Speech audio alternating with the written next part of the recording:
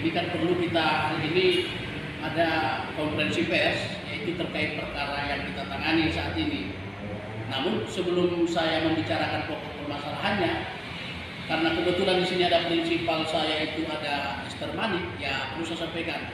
Silakan, Bu. Pak, terima kasih. Begini Pak, ceritanya suami saya itu masih hidup, dia seorang pengusaha. Awal kejadian ini adalah bermula di tahun 2016 bulan Maret. Ketika suami saya menyampaikan bahwa di dalam usahanya dia mau rekaman itu. Jadi kami tidak tahu sampai kapan. Padahal waktu itu sudah ada kesepakatan ada 6 bulan. Karena tidak ada tulisan sampai jangka waktu berapa lama, akhirnya kami pulang tanpa salinan karena itu akan direvisi. Kemudian setelah itu kami tunggu waktu realisasi untuk yang 7M ini tidak dapat, sementara sertifikat sudah kami serahkan sebagai ajudan. Akhirnya saya hilang, rumah saya itu saya hilang dari tangan saya dan anak-anak saya. Saya akhirnya saya menyampaikan ini ke pengacara saya untuk saya dapat keadilan. Bersama pengacara saya kami akan berjuang terus Pak, sampai hak anak-anak saya dan saya bisa kami dapatkan. Saya cuma butuh keadilan. Mungkin untuk perjuangan kami dalam memperjuangkan rumah ini, pengacara saya akan menyampaikan. Ya, gimana Pak pengacara Andar Manik? Ya, perlu saya tegaskan seperti apa yang disampaikan oleh klien saya. Memang dari akta itu yang ditandatangani, merasa klien saya ini menandatangani hanya satu. Nah kemudian di akhir karena klien saya ini mendesak suaminya, ternyata ada 3 akta. Akta pengakuan hutang, surat kuasa, dan juga untuk balik nama.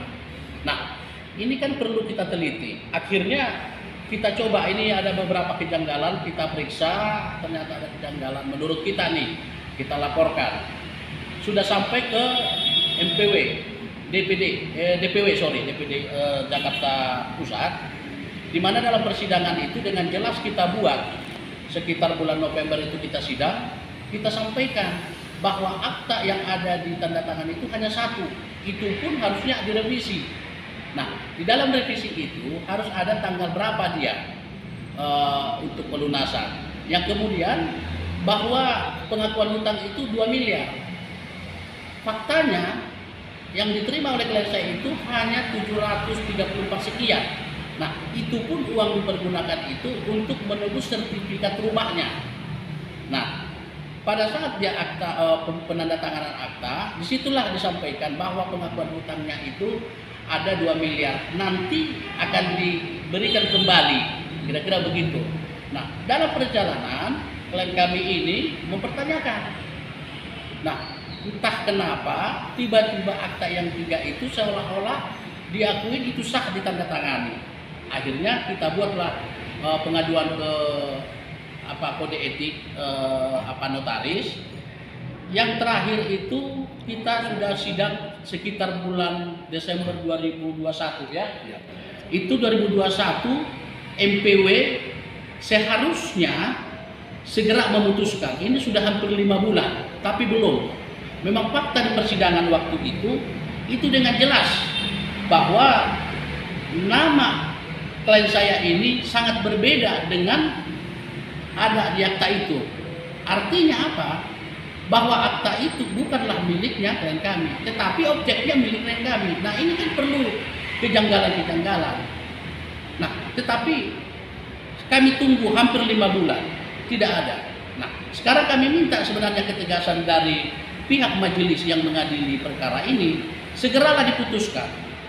Kalau memang toh itu dalam keadaan katakanlah sulit untuk diputuskan, ya harus ada kepastian hukum, begitu kan? Nah, saya juga menduga kenapa perkara sebelum kami sidang sudah diputus. Saya selalu bertanya kepada pihak Kanwil yang di DKI Jakarta, kapan perkara kami diputus? Bahkan jawabannya dia bilang perkara yang lain setelah kami disidangkan itu sudah putus, kamilah yang terakhir. Biasanya paling 2 bulan 3 bulan selesai, ini 5 bulan hingga hari ini kita sudah suratin baik secara lisan maupun tulisan. Di sini ada kita buat. Itu balik tolong dilihat Pak. Ya, Suratnya Pak. sebentar ya. Ini surat kita bahwa ini surat kita ini kita minta untuk kepastian hukum. Ya. Nah, jadi itu pun tidak ditanggapi sama sekali, tidak dibalas, tidak apa. Akhirnya ya kita sebagai lawyer, di mana sih masalahnya kan begitu. Kita bukan berharap bahwa diputuskan kita posisi menang, tidak. Tetapi harus meletakkan pada proporsinya. Apa nih? Kalau memang terbukti salah, ya silakan putuskan. Kalau memang tidak terbukti, silakan. Kita percaya bahwa peradilan itu masih ada. Ya, artinya jangan ditahan-tahan. Kasihan klien kami ini sudah tidak punya rumah, punya tanggungan anak, dia membiayai kehidupannya itu hanya dari gaji yang sudah dipotong, yang tadinya buat rumah itu cicilan hingga saat ini belum lunas, tetapi sudah dikuasai orang. Nah itu, jadi kami minta kepada pihak yang berwenang, janganlah diperlambat atau apa, berikan alasan yang pasti bagi kami. Jika segeralah diputuskan, biar kami bisa mengambil langkah hukum dan kami juga bisa tidak terlampau lama penderitaan. Makin lama diputuskan itu, makin lama penderitaan yang dialami oleh klien kami. Kira-kira itu, Bang. Harapan kedepannya Pak terhadap para pihak Iya. apa saja Pak?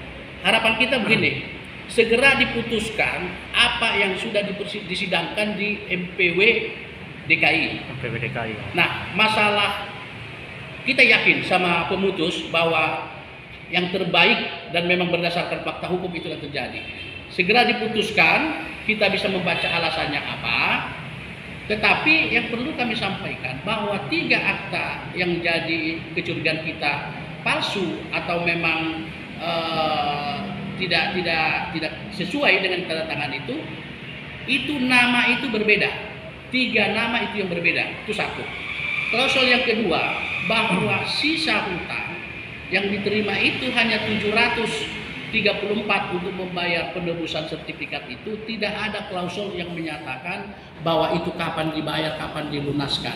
Nah ini kan kejanggalan. Saya berharap Pak di antara majelis, ya majelis nanti putusan itu berpihak ke kita. Berdasarkan fakta hukum seharusnya berpihak ke kita.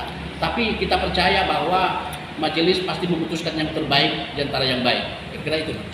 Majelis hakim dapat mengambil keputusan yang seadil-adil ya Bang ya? Iya Bang, iya Bang. Oke. Kemudian langkah selanjutnya apa lagi Bang kira-kira? Langkah selanjutnya kita tunggu dulu putusan ini. Tapi yang pasti begitu ada putusan ini, kami akan melakukan laporan ke Polda Metro Jaya terkait dengan penipuan 372 378. Ya seperti tadi yang disampaikan oleh klien kami itu, bahwa dia hanya menerima 734 itu pun diserahkan kepada pihak bank untuk mengambil sertifikat. Pada hari itu juga sertifikat hingga saat ini tidak pernah dipegang oleh klien kami.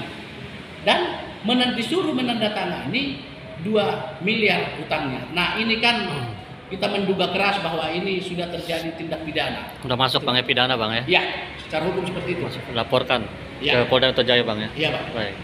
Memang ada laporan kami Bang, satu lagi. Ada satu lagi Bang? Laporan kami itu dari pengacara sebelum masuk ke kantor hukum Silau Raja sudah ditangani oleh kantor hukum lain. Yang dilaporkan adalah notaris yang membuat 3 akta itu, tetapi tidak jalan. Nah, sebagai dugaan kita yang akan kita laporkan nanti jadi saksi-saksi di sana. Memang harus memang bersama-sama ini, kira-kira itulah. Tetapi itu tidak jalan. Atas dasar itulah maka kita buat laporan ke kode etik notaris. Berarti laporan sebelumnya tidak jalan Bang ya?